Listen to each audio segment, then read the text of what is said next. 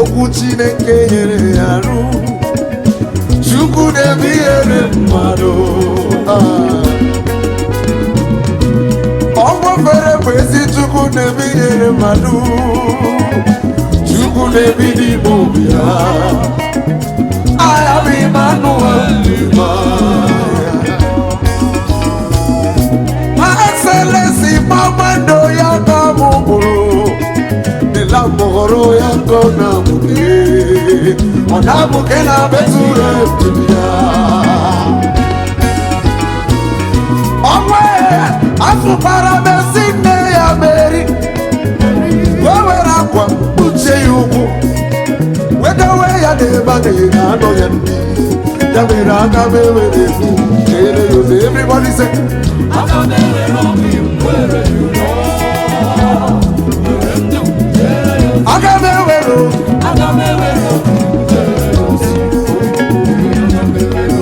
Ebe merina mata Akamewe roki Ukwabo ga yukosi Nonsono ye wula wati Tochibu Ehula na chine kanyi kebube Nikosi Ehula no mesu mwe Apadiru ane kamo manka besu Oma esegero na bugi mochi Iko chichira nige mochi ya Adiga kwatu oje chukwu gosi Ndị Ebonyi na adiga kwatu oje chukwu gosi Kimara kata maka enye ya ezi nkwado Eze nyimu bonye ọlụ ya warama Her Excellency n'ime ya ka ezinụlọ gị gbabara wee kọmpa Gbabara n'ezinụlọ ịma Eze nyimu bụ n'ọka yobe Aga m ewere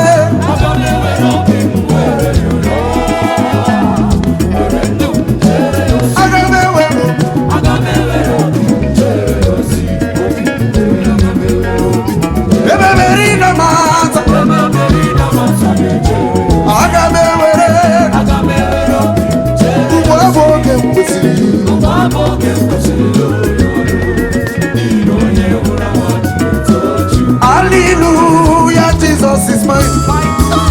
Hallelujah, Jesus is mine. Hallelujah, Jesus is mine. Hallelujah. Everybody lift your voice and say, He has taken my sorrows away. He has taken my body so Hallelujah. Hallelujah, Jesus is mine. Hey, yeah. Hallelujah, Jesus He has taken my sorrows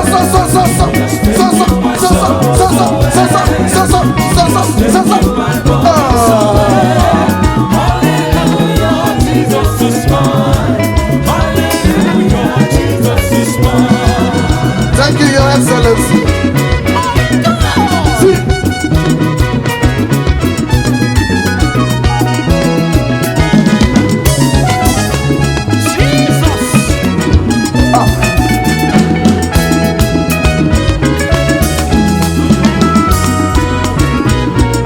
One more time.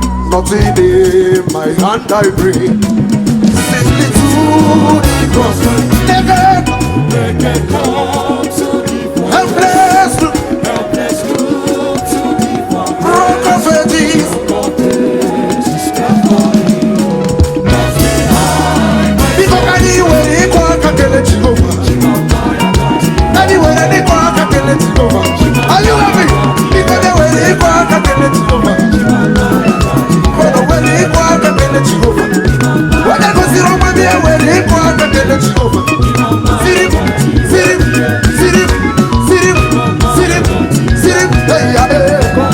she go back now, my God, now, she go back now, she go back